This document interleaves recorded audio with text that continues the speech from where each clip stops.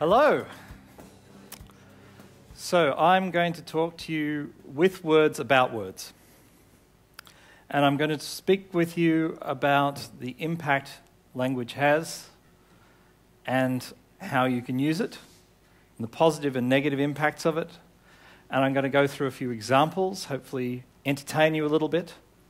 And I'm going to share a few stories about how words have impacted me.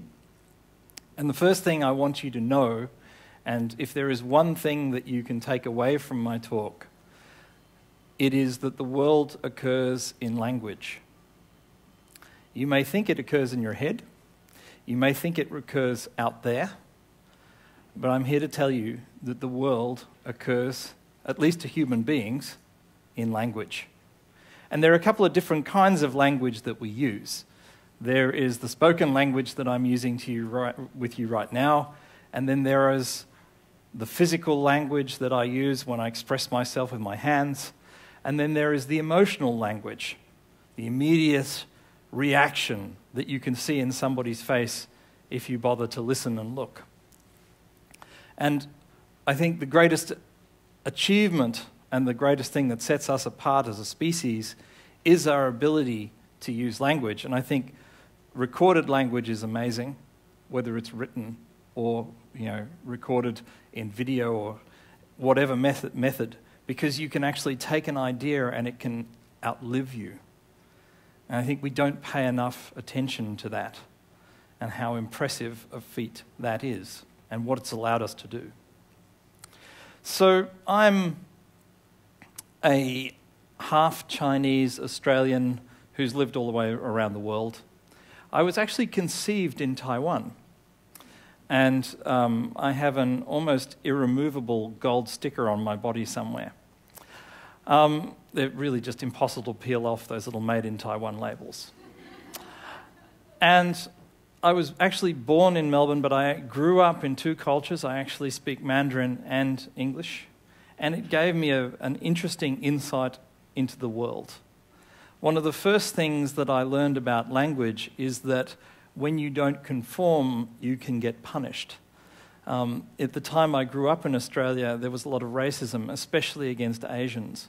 And when I revealed my Asian roots at school, I quickly learned that that wasn't an asset. And that was my first insight into language can set you apart. Later on, as I went through the schooling process, I was very enthusiastic about science. And there's a wonderful competition in Victoria, Australia, called the Science Talent Search. And one of the great achievements of my youth was to win a major award with the Science Talent Search, recreating Hertz's original radio. So an enormous interest in science and passion for it.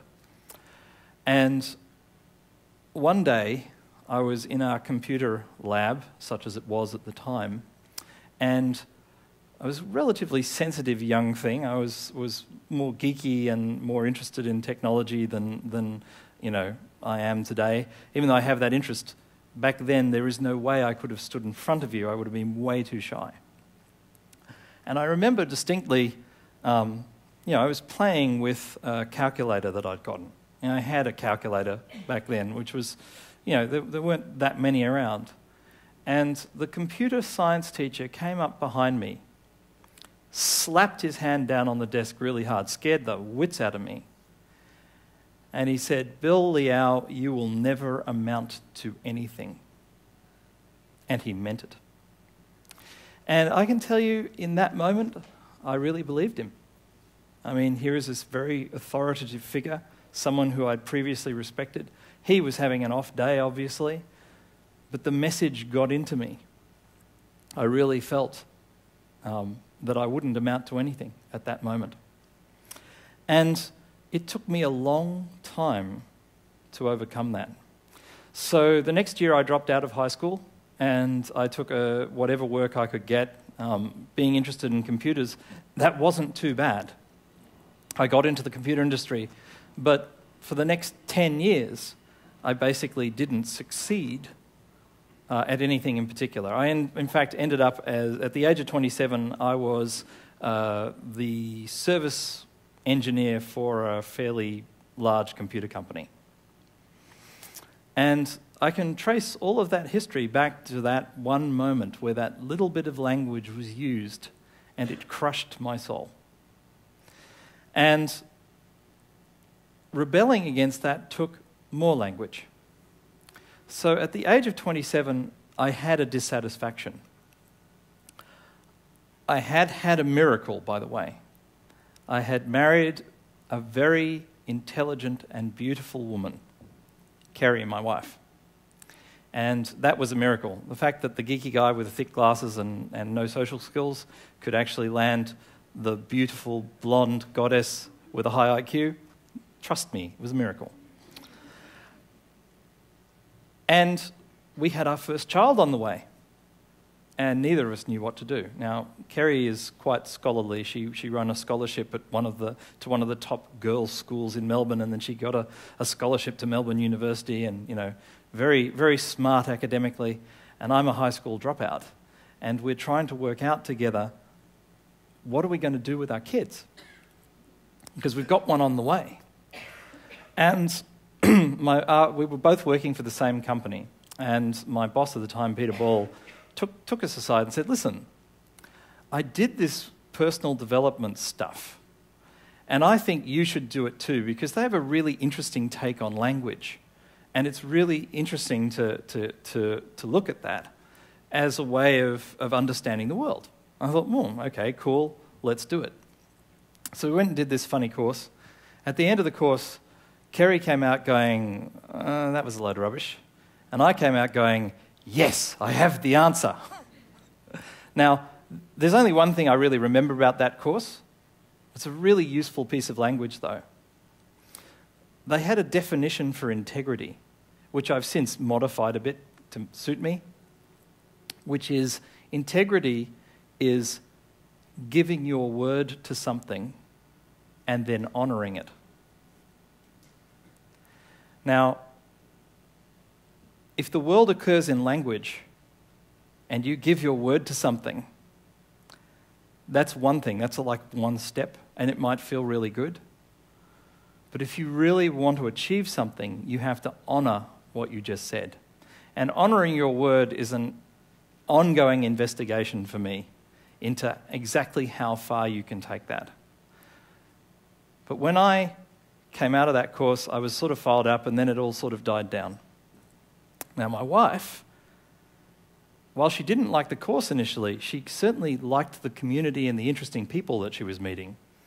And a couple of months later, she came back from an evening, and she said to me, now, I want to put this in context. At this point, we've got our first child on the way. We're living in a spare room from my parents. We've got $30,000 in debt, right? And we both have dead-end jobs. So she comes home and she says, Bill, it's amazing. I've just been to this thing called the Hunger Project, and they're empowering women and changing the world. And I loved it so much, I just pledged them $5,000. You have to come and see them. And I was like, oh, yeah. Oh, come and see them. All right, can I come and see them now? So I went and saw them the next day. And the next day, I came across this another amazing piece of language. So I already had the definition of integrity that I liked, but I hadn't started to apply it. I hadn't really seen its true potential. Even to this day, I'm not sure I've seen its full potential, but it's been very useful. But then I go to this event, and there is a lady there called Lalita, and she was the country director of the Hunger Project in India. And the Hunger Project in India does amazing stuff. I mean, they came out of, again, similar field to the personal development stuff, but they came out with a very simple premise. If you want to change the conditions that underpin the causes of hunger, you need to empower women. I could go into a really long treatise about why it is you need to empower women, but please just take it as read. The country director, Lalita, after doing her presentation, said to me, Bill, why are you here? And I said, well, Lalita, I originally came to tell you that there's no way we can make our pledge that my wife made yesterday, but I am super impressed with what you've done, but I have to be honest, I have no money. And Lolita asked me a question. She asked me to visualize a future. She asked me to close my eyes and imagine a future where I was handing over a check, one of those big checks, you know, to the Hunger Project. But she asked me this question. She said, who would I have to become in order for that to come true without any suffering on my part? It's a very intriguing question. It's almost a manipulative question, isn't it? But it's very powerful because it got me really to see a different future. It got me to see myself in a different light. And it was all done in a very small piece of language with a single question. And I actually saw myself handing over that big check and I thought, wow, that would be pretty cool. And that day I pledged $50,000 to the Hunger Project. Now, you laugh. My wife didn't. But I came home from that meeting going, that's it. If this has got to be true, and I've just given my word, even as a pledge, how can I honour my word? So clearly, if I just stayed doing what I was doing, it wasn't going to work. I think Einstein said, you know, the definition of insanity is repeating the same action, expecting a different result. Obviously, Einstein hasn't seen the Large Hadron Collider, but I said, okay, well, what can I do? So the next day I quit my job. And I had one small epiphany. I realised that engineers don't necessarily make a lot of money, but salespeople make more money. So I decided I would go out and learn how to sell. Now, for somebody who's as geeky as me, that was actually a challenge. So I picked the hardest way of learning how to sell, which is door-to-door selling, cold calling. And I became very good at it very quickly.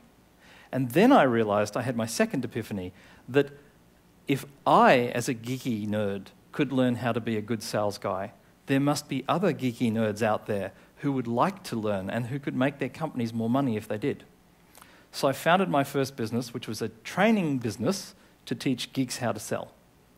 And it worked really well.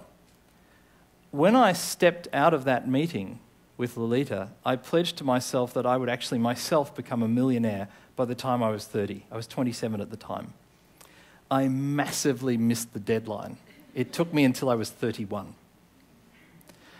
By the time I was 31, I had taken my first company public.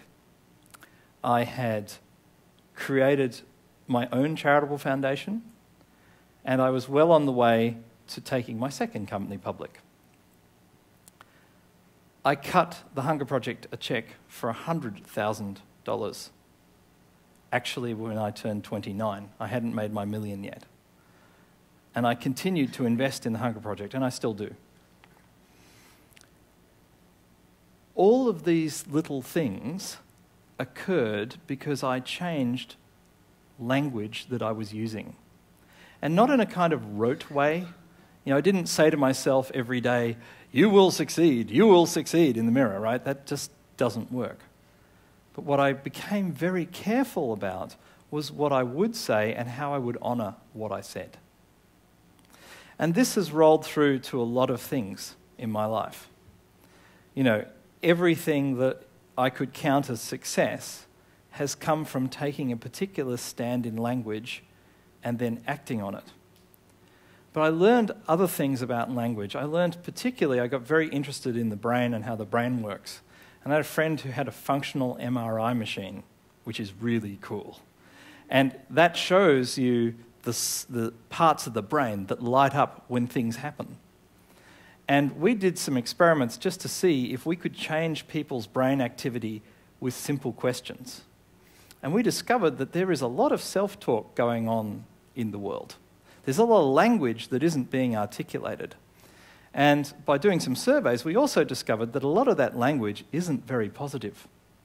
In fact, most self-talk seems to be about two subjects: fear of the future and regret about the past. Now, you could argue that neither of those two things actually exist. So fearing them or regretting them would be doubly painful. And we noticed that there are certain questions you can ask and certain states you can achieve, mental states you can achieve, where that self-talk goes away. Meditation is an amazing way of shutting that down. Another interesting way of shutting it down is simply observing your own self-talk without judging it. And we might, if we have time, do a little exercise on that later. I stand before you without a strategy about what I'm going to say. I'm leading from one thing to another because I've practiced those things and I've understood those things, but I'm not self-talking or second-guessing what I'm saying. I'm with you.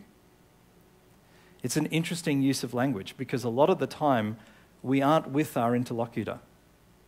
We have our own commentary going on about what someone is saying. I'm here to tell you that you are better off leaving the commentary until later and actually spending the time listening to what people are actually saying. That sort of presence and listening is something that might seem hard at first, but it's easy because you've all actually experienced it. Whenever you've read a fantastic book, whenever you've watched a great movie, whenever you have heard a fantastic speaker, there is a point that you have gotten to where you have been immersed, where you have immersed yourself in the reading, immersed yourself in the movie, immersed yourself in the speaking, immersed yourself in the music, and time has passed really quickly. You can switch that sensation on at will, I'm here to tell you. You can immediately immerse yourself in another human being. And if you do that, their language has a lot more impact.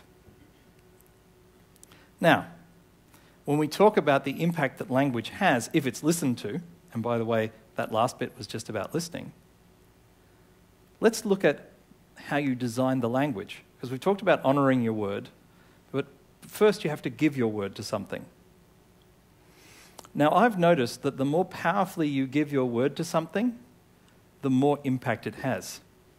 So I want to give you a couple of examples of cute ways that people give their words to things.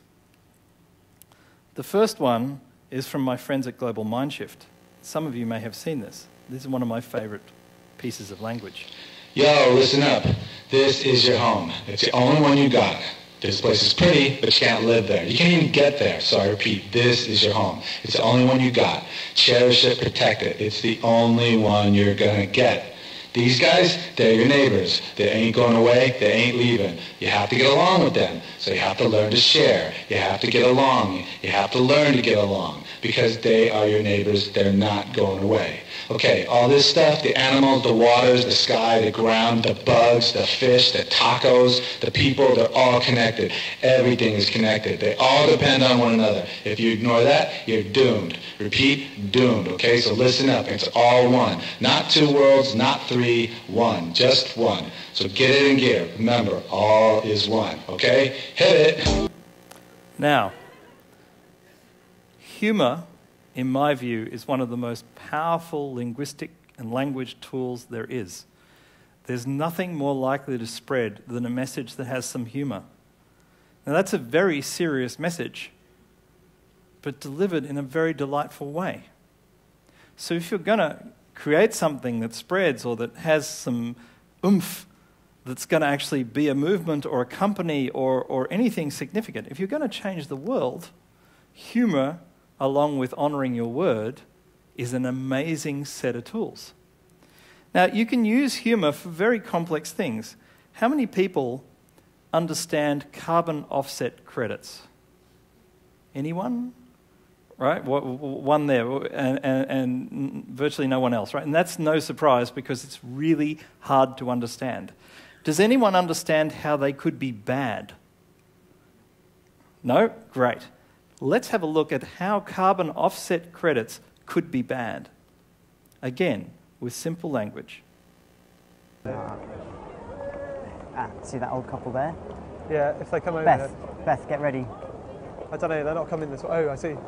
Oh no, they look too old. How does my hair look? How does my hair look? You zoom right in on us. Yeah. Oh, they're not for sale, but you might be interested in our new company that we're launching today. It's called cheatneutral.com. And what we do is cheat offsetting. So if you're in a relationship or you're lucky enough to be with someone and for whatever reason something goes a little bit wrong, one of you does something that you probably shouldn't have done. Happens quite often. Yeah, right. Yeah. Well, what you can do is you can come to us and pay us a small amount of money And what we do is we take that money and we invest it in couples like yourselves who are faithful to each other, and that way we can neutralise the damage that you've done to your relationship.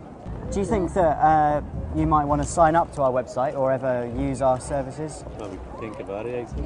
Yeah. Have you ever cheated on your girlfriend? No, certainly not. Really? Why is that?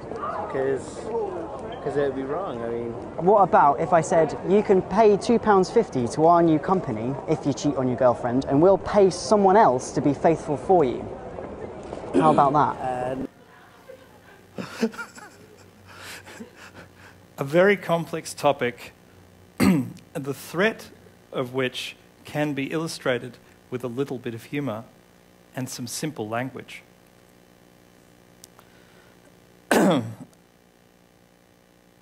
When I meet entrepreneurs that come to me for investment, I am forever asking them to tell me their story.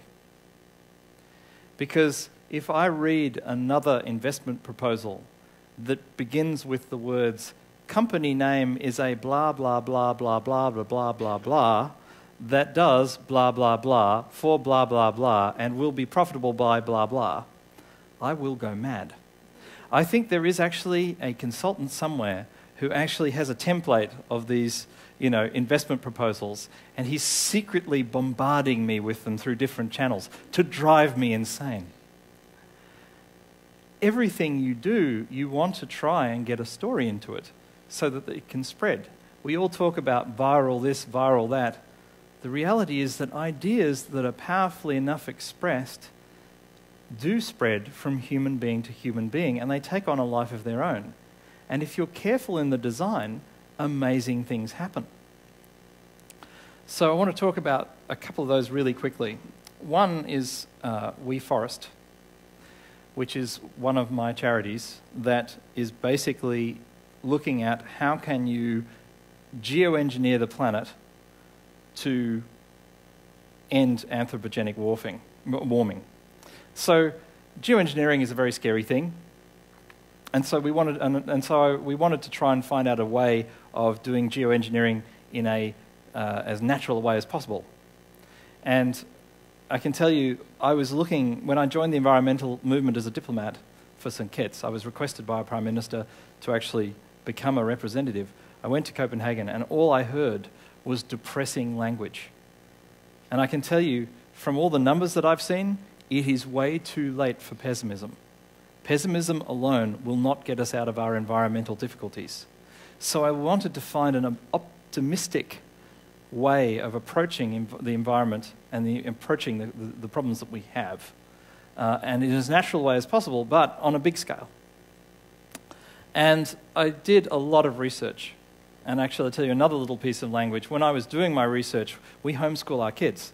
And my then 9-year-old daughter was, sitting on my knee, looking at the computer, reading the same stuff I was reading, and she turned to me at one point and she said, "Daddy, you broke the planet. You better fix it." Now, I don't know if you know, but when your daughter commands you, you're kind of done, right? That's the kind of language that's inescapable. So I really did start looking for a way to fix it. And it intrigued me that there are so many different disciplines in science and in commerce that have looked at individual pieces of the equation, and there's very little crosstalk between disciplines. So when I was talking to oceanographers and cloud scientists, they were telling me that actually, if you could increase cloud cover by about 1% around the equator, you could actually cool the planet down and give us a big breathing space.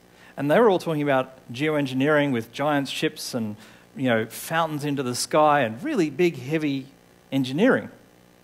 And then on the other side, I'm talking to foresters. And foresters are saying, well, look, if you want to improve the water cycle, plant trees, make sure they're biodiverse, because trees, somehow cause more rainfall. The rainforests aren't there because it rains because there's a rainforest. And then I talked to an aerial ecologist, and he told me about this little critter called Aerobacter. And Aerobacter orogenes lives on trees, gets blown up into the air, it likes to travel, but as a bacterium, it doesn't really have any way of getting down, but it's evolved one. It's evolved a protein coat that's hygroscopic.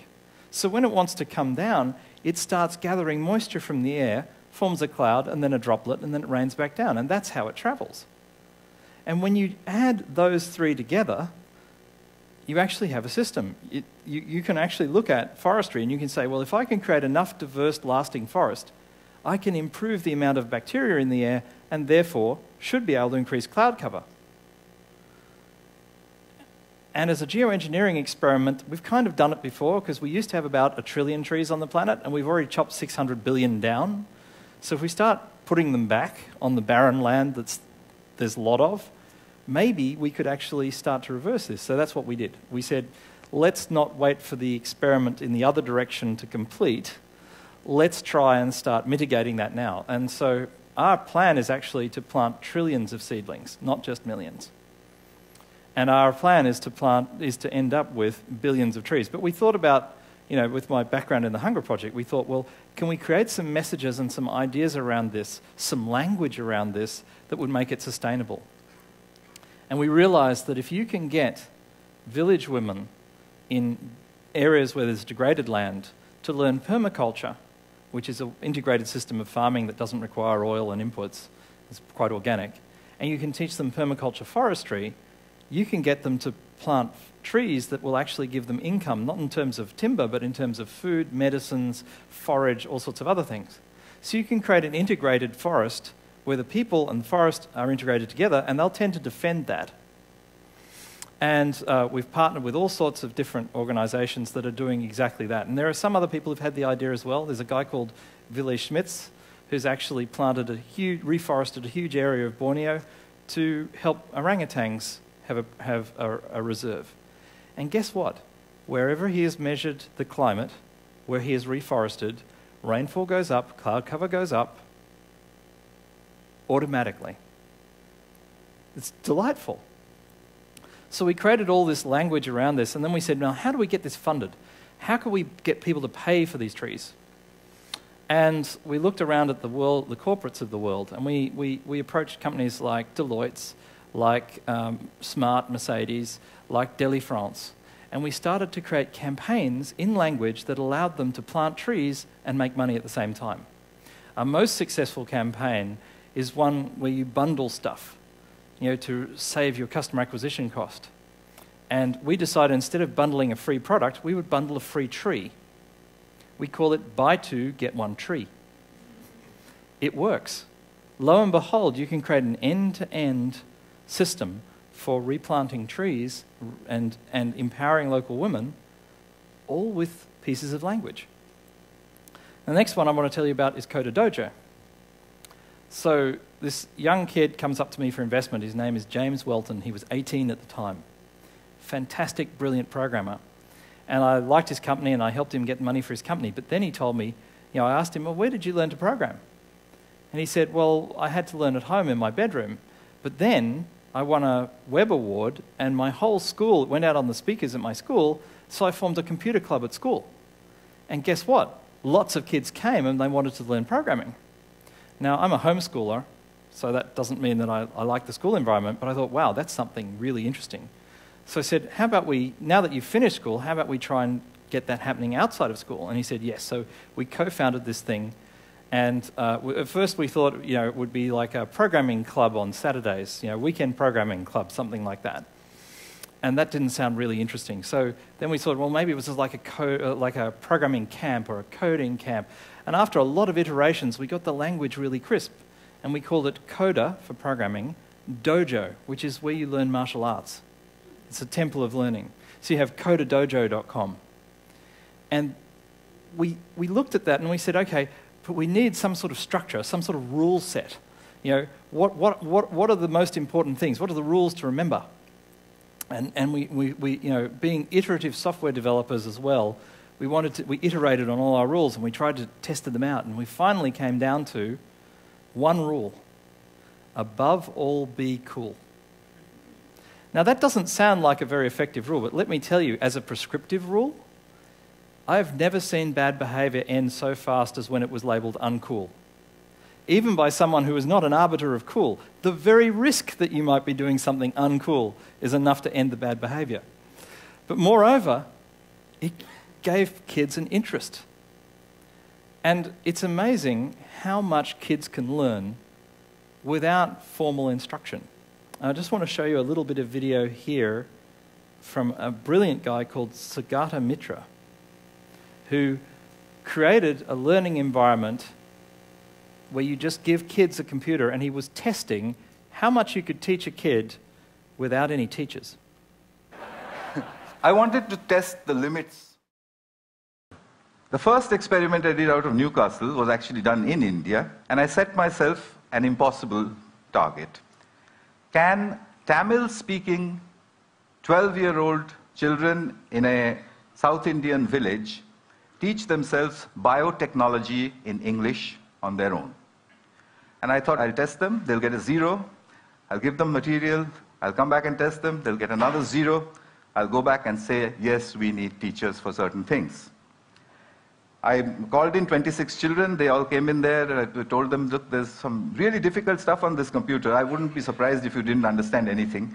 It's all in English, and I'm going. So I left them with it. I came back after 2 months, and the 26 children marched in looking very, very quiet. I said, well, did you look at any of the stuff? They said, yes, we did. Did you understand anything? No, nothing. So I said, well, how long did you practice on it before you decided that you understood nothing? They said, we look at it every day.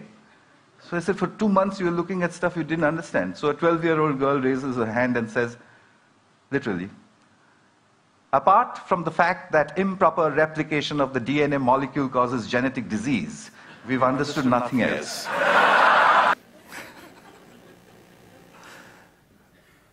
When I saw that, and when I talked to Sugata, I realized that children can teach themselves far more and far more effectively than even I, as a homeschooler or a home unschooler, could have imagined. And that gave me the confidence to really cut back on any curriculum in Coder Dojo. We have some shared open source tools.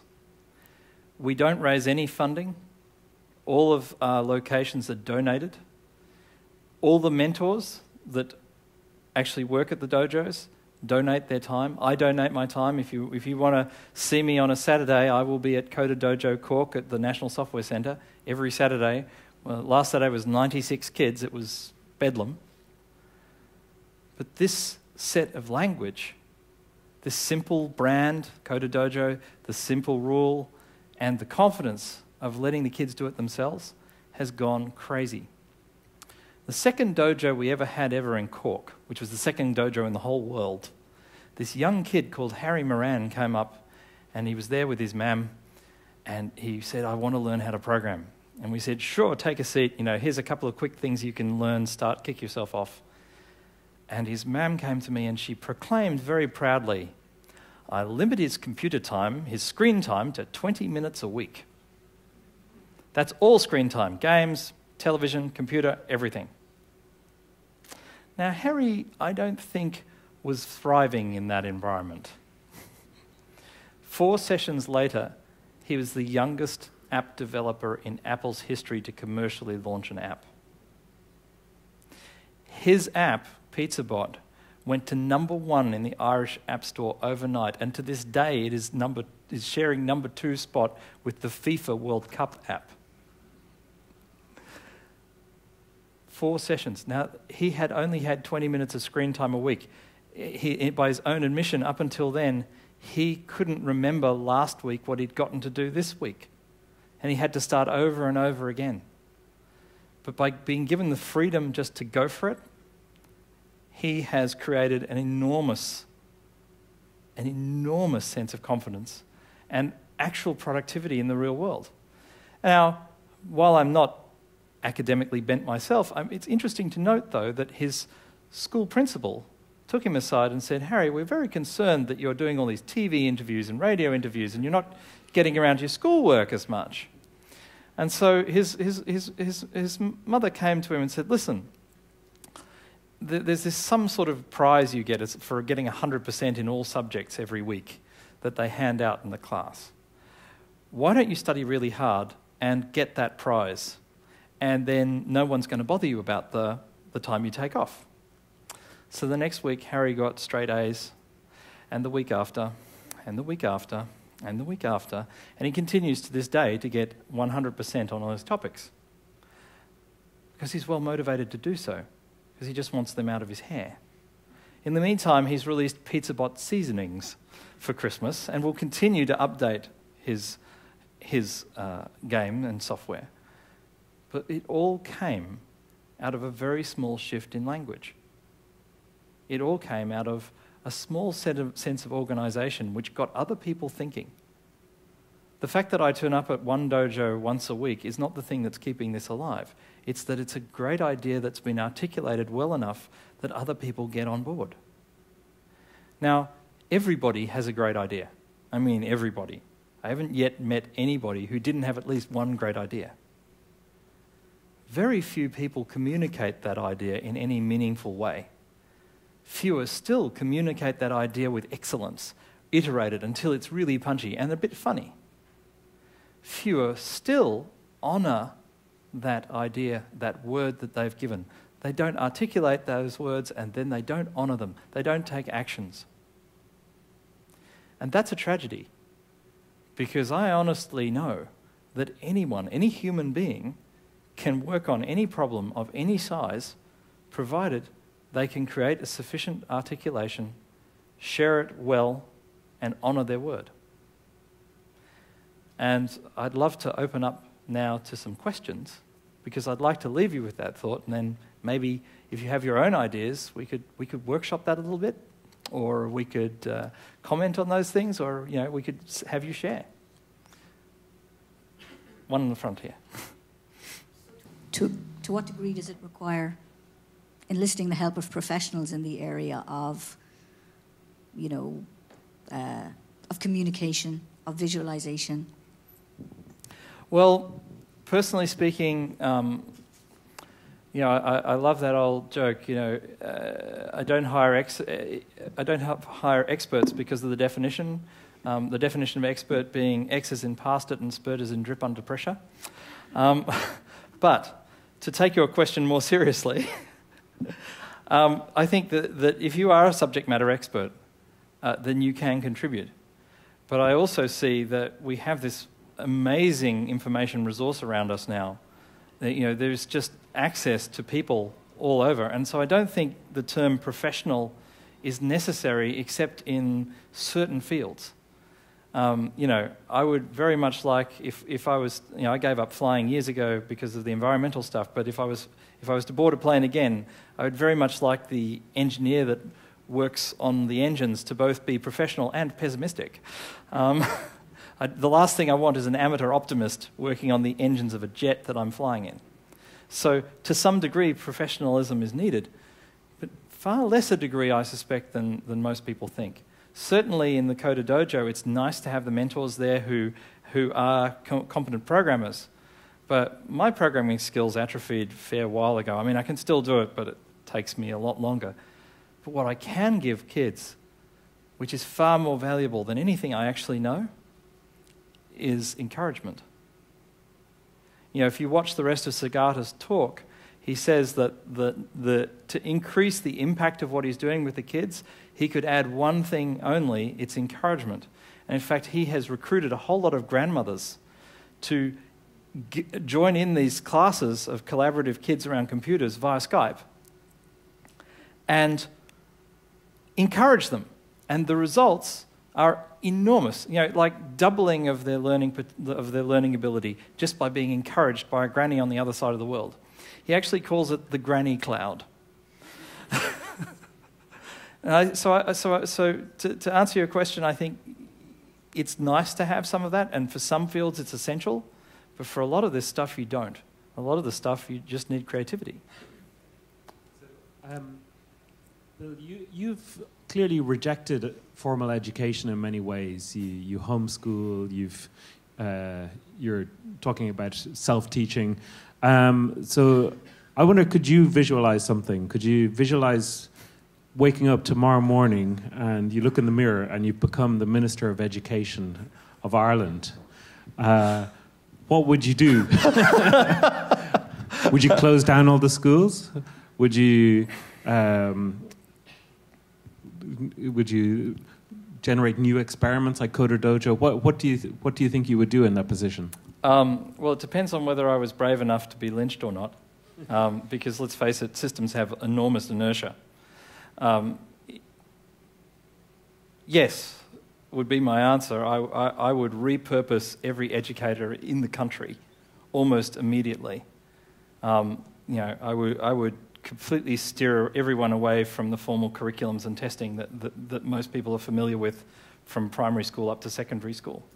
And I would make sure that only people who had passion for a topic, like real passion for a topic, got into a university course on that topic. I think it is manifest craziness to rely on the parents of a child to direct that child to a specific destination, like you are going to do law.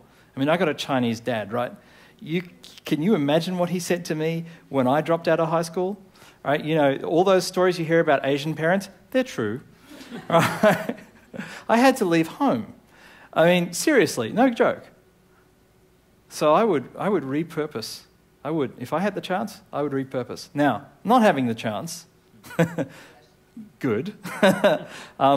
But if I didn't, not having the chance, the message that I would deliver is very simple. I would look at what really works out there in education at the moment.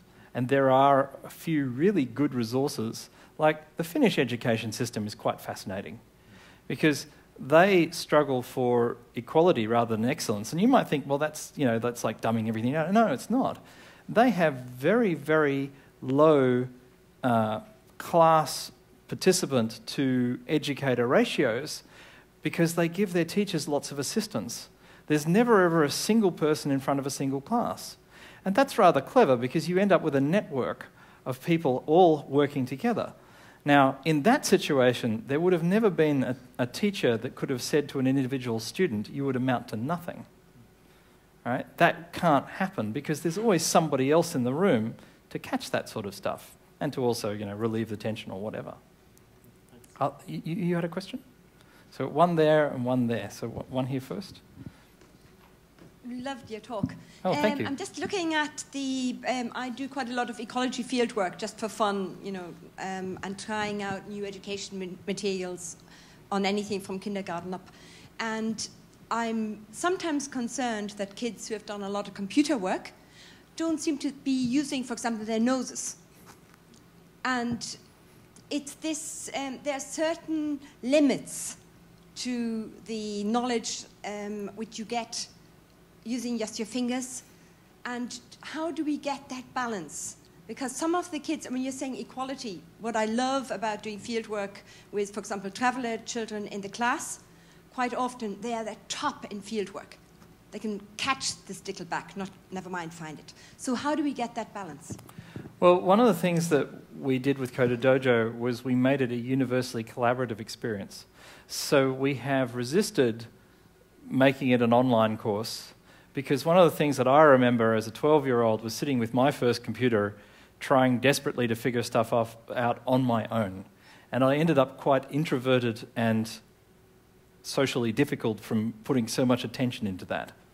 And I think there's no reason why you can't learn something like computer science collaboratively, especially at a young age, because that's when language development happens. I am absolutely confident that computer technology is getting more and more mobile, more and more portable, more and more rugged, that you could have that collaborative environment in almost any place. And so, you want to try and look to taking field work and then enhancing it by having, computer technology rather than having the computer technology be the end.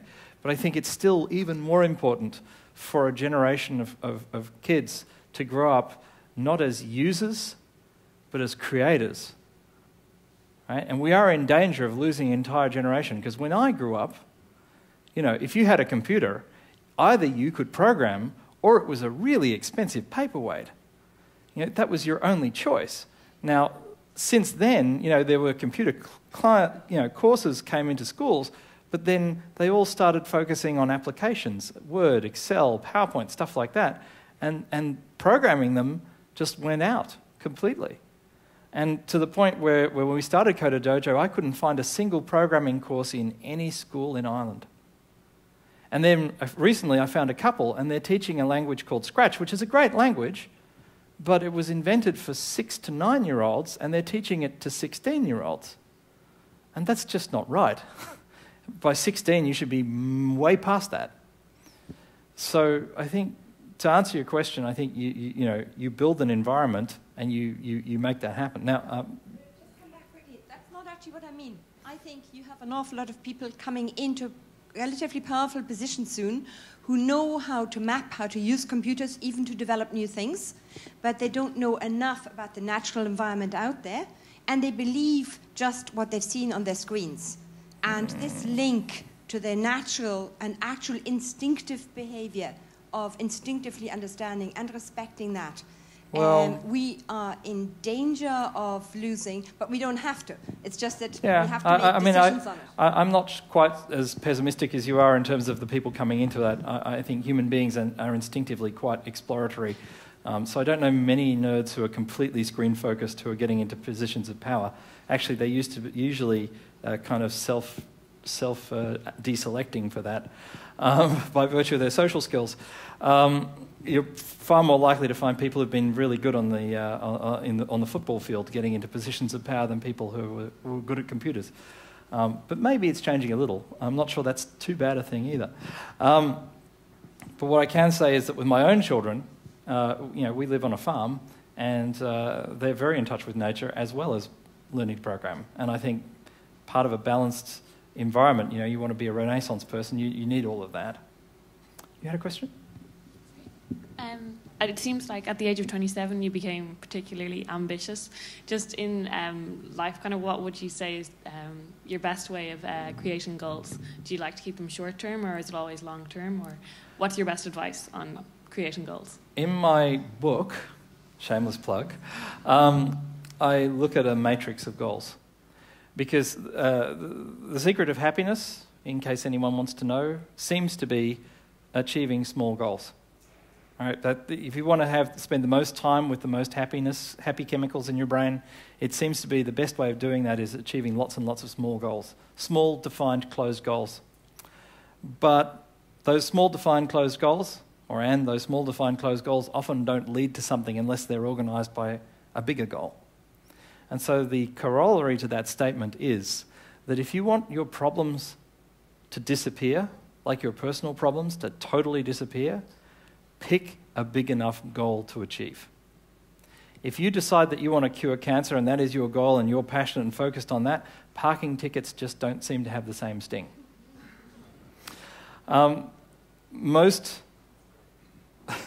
So I would have those little goals, but then I would also pick a couple of what I would call outflow goals. Things that don't come to you, they go out into the world, and I would make them big, and I would make them open. Is it like giving back? Well, not just giving back, but giving out, right? Giving up, giving down, giving sideways, but giving of yourself. But in such a way that there's an ongoing process towards a direction. So one of my open goals is literally a world that works for absolutely everyone.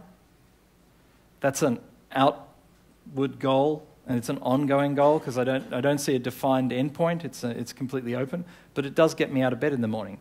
Because if everything I'm doing, I'm trying to empower people and make the world work better for everyone. That to me is a useful use of a life. If, on the other hand, you don't have enough little itty-bitty goals to actually achieve, you probably are standing still. Because it's all very well just to have the big lofty thing out there, but unless you're actually working towards it step by rewarding step, you're probably not going to achieve anything either. So it's the mix.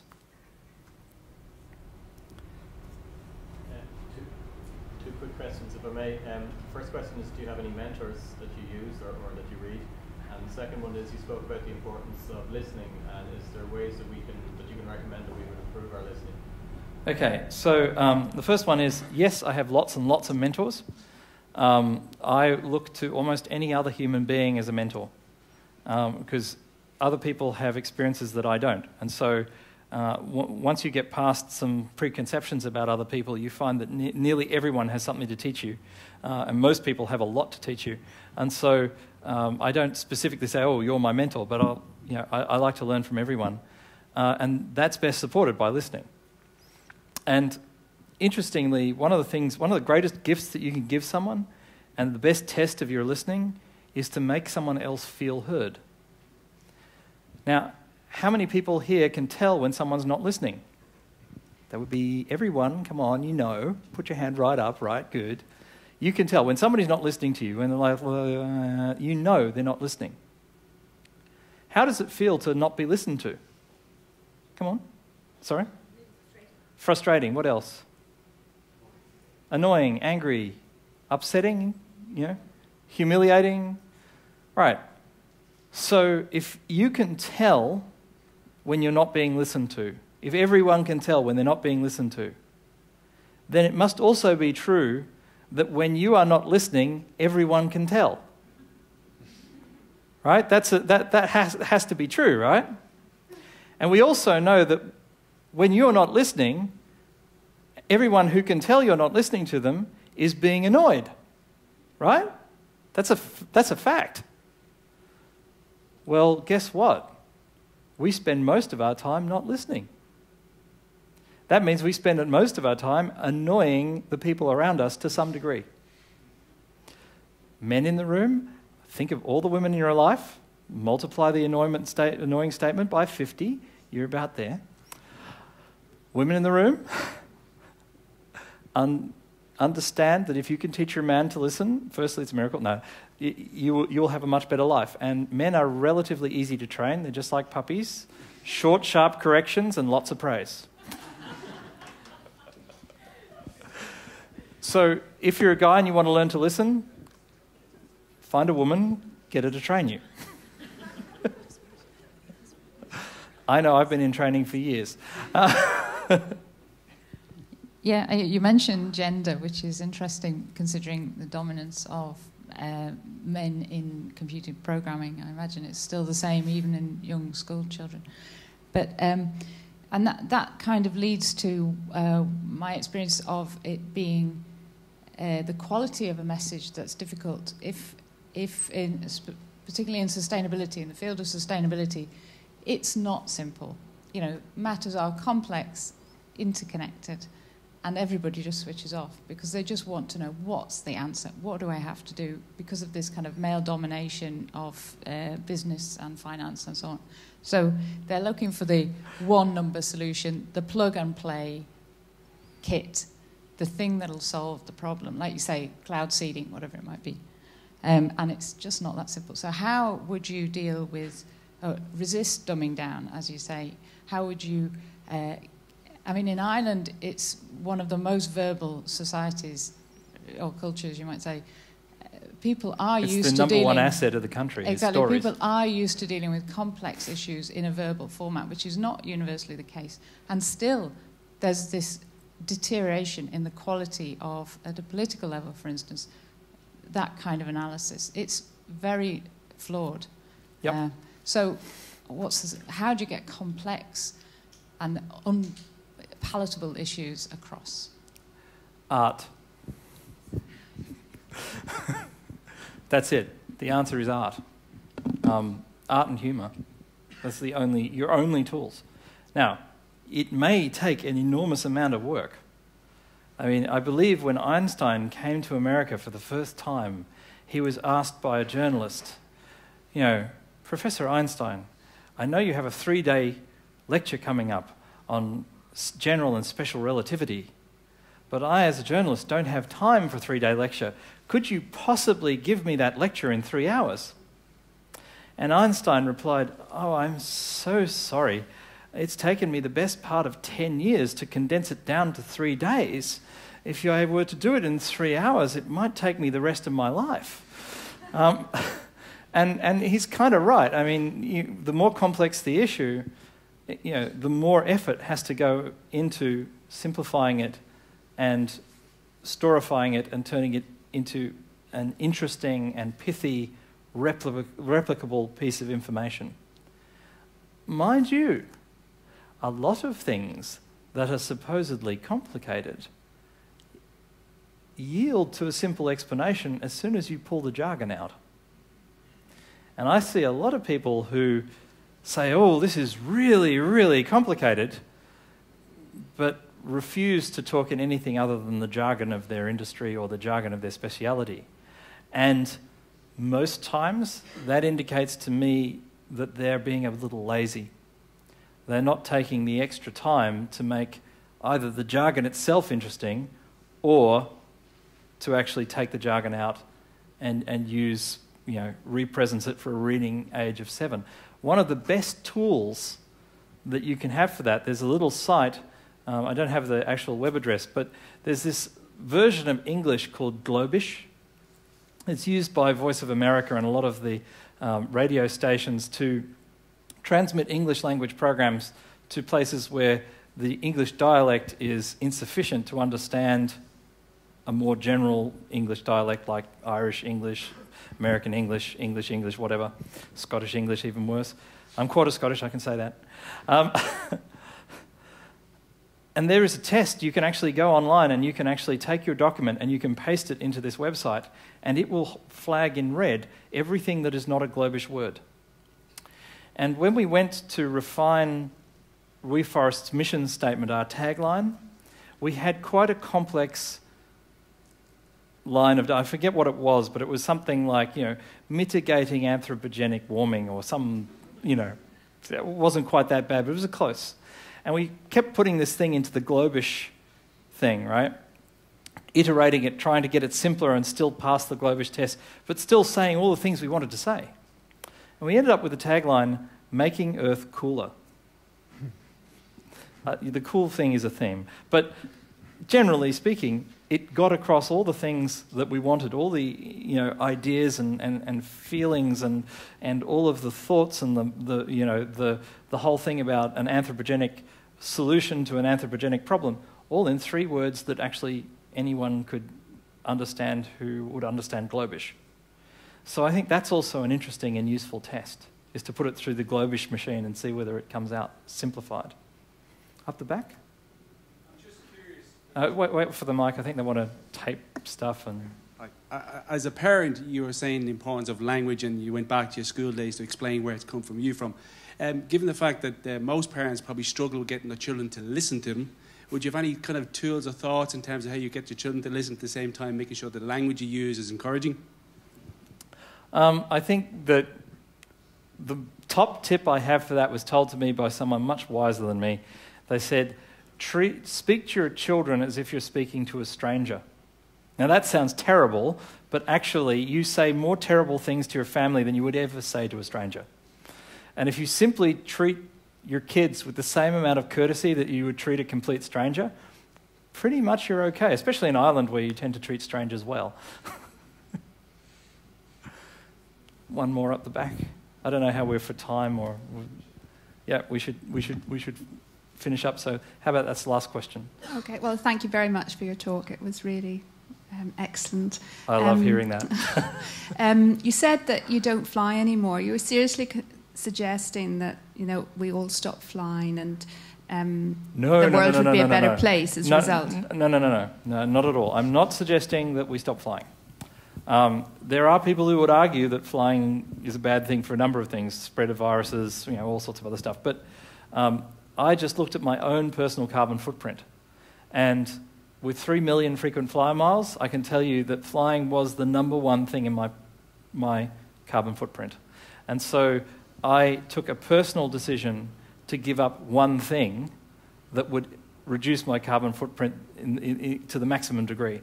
And that was flying. And I haven't flown since, and I won't fly until we plant enough trees so that I am sure that we are well on the way to ending the problem, which might be forever. But it's just a personal sacrifice.